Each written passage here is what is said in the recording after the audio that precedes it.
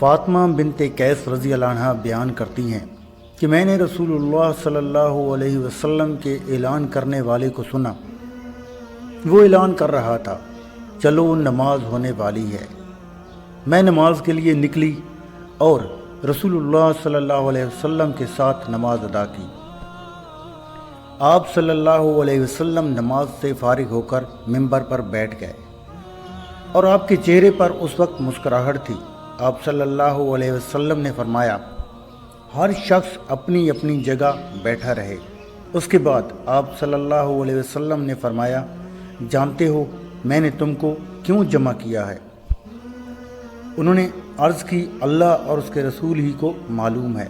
آپ نے فرمایا، بخدا میں نے تم کو نہ تو مال وغیرہ تقسیم کے لیے جمع کیا ہے، نہ کسی جہاد کی تیاری کے لیے، بس صرف اس بات کے لیے جمع کیا ہے کہ تمیم داری پہلے نصرانی یعنی عیسائی تھا، وہ آیا ہے اور مسلمان ہو گیا ہے اور مجھ سے ایک قصہ بیان کرتا ہے جس سے تم کو میرے اس بیان کی تصدیق ہو جائے گی جو میں نے کبھی دجال کے متعلق تمہارے سامنے ذکر کیا تھا۔ وہ کہتا ہے کہ وہ ایک بڑی کشتی پر سوار ہوا جس پر سمندر میں سفر کیا جاتا ہے، اور ان کے ساتھ قبیلہ لخم اور جذام کے 30 آدمی اور تھے۔ سمندر کا طوفان 1 ماہ تک ان کا تماشا بناتا رہا۔ آخر مغربی جانب ان کو ایک جزیرہ نظر پڑا جس کو دیکھ کر وہ بہت خوش ہوئے اور چھوٹی کشتیوں میں بیٹھ کر اس جزیرہ پر اتر گئے۔ سامنے سے ان کو جانور کی شکل کی ایک چیز نظر پڑی جس کے سارے جسم پر بال ہی بال تھے، اس میں اس کے اعضائے مستورہ تک کچھ نظر نہ آتے تھے۔ لوگوں نے اس سے کہا، کمبخت تو کیا بلا ہے؟ وہ بولی، میں جاسوسہ ہوں۔ چلو اس گرجے، وہاں ایک شخص ہے جس کو تمہارا بڑا انتظار ہے۔ یہ کہتے ہیں کہ جب اس نے ایک آدمی کا ذکر کیا تو اب ہم کو ڈر لگا کہ کہیں وہ جن نہ ہو۔ ہم لپک کر اس گرجے میں پہنچے تو ہم نے ایک بڑا قوی ہیکل شخص دیکھا کہ اس سے قبل ہم نے ویسا کوئی شخص نہیں دیکھا تھا۔ اس کے ہاتھ گردن سے ملا کر اور اس کے پیر گھٹنوں سے لے کر ٹخنوں تک لوہے کی زنجیروں کے ساتھ نہایت مضبوطی سے جکڑے ہوئے تھے۔ ہم نے اس سے کہا، تیرا ناس ہو، تو کون ہے؟ وہ بولا، تم کو تو میرا پتہ کچھ نہ کچھ لگ ہی گیا، اب تم بتاؤ تم کون لوگ ہو؟ ہم نے کہا، ہم عرب کے باشندے ہیں، ہم ایک بڑی کشتی میں سفر کر رہے تھے، سمندر میں طوفان آیا اور 1 ماہ تک رہا۔ اس کے بعد ہم اس جزیرے میں آئے تو یہاں ہمیں ایک جانور نظر پڑا جس کے تمام جسم پر بال ہی بال تھے۔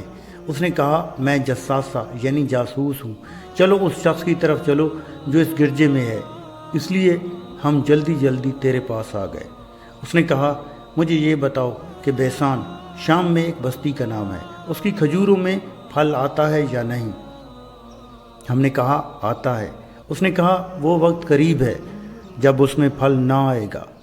پھر اس نے پوچھا، اچھا بحیرہ طبریہ کے متعلق بتاؤ، اس میں پانی ہے یا نہیں؟ ہم نے کہا، بہت ہے۔ اس نے کہا، وہ زمانہ قریب ہے جب اس میں پانی نہ رہے گا۔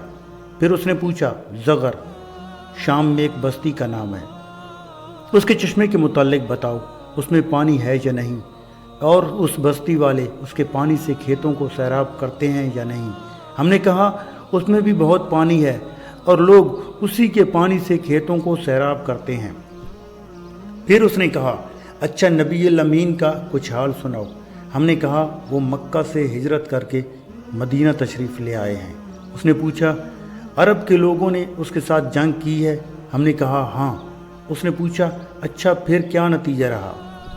ہم نے بتایا کہ وہ اپنے گرد و نواح پر تو غالب آ چکے ہیں اور لوگ ان کی اطاعت قبول کر چکے ہیں۔ اس نے کہا، سن لو، ان کے حق میں یہی بہتر تھا کہ ان کی اطاعت کر لیں۔ اور اب میں تم کو اپنے متعلق بتاتا ہوں، میں مسیح دجال ہوں اور وہ وقت قریب ہے جب مجھ کو یہاں سے باہر نکلنے کی اجازت مل جائے گی۔ میں باہر نکل کر تمام زمین گھوم جاؤں گا اور 40 دن کے اندر اندر کوئی بستی ایسی نہ رہ جائے گی جس میں داخل نہ ہو جاؤں، سوائے مکہ اور طیبہ کے۔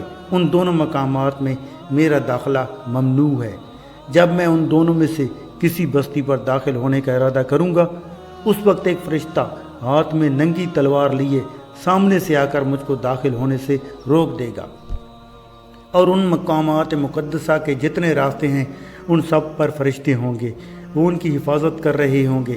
رسول اللہ صلی اللہ علیہ وسلم نے اپنی لکڑی ممبر پر مار کر فرمایا کہ وہ طیبہ یعنی مدینہ ہے۔ یہ جملہ 3 بار فرمایا۔ دیکھو کیا یہی بات میں نے تم سے بیان نہیں کی تھی؟ لوگوں نے کہا جی ہاں آپ نے بیان فرمائی تھی۔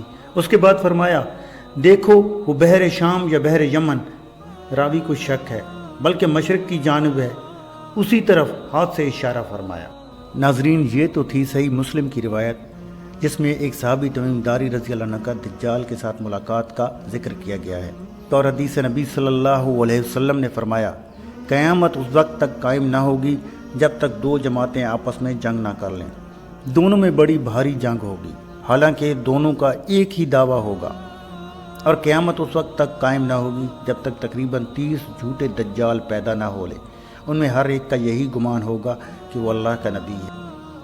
ناظرین اگر ویڈیو پسند آئی ہو تو لائک اور شیئر ضرور کیجیے گا، اور ہمارے چینل کو سبسکرائب کرنا مت بھولیے گا۔ اگلی ویڈیو تک اجازت دیجیے، اللہ حافظ۔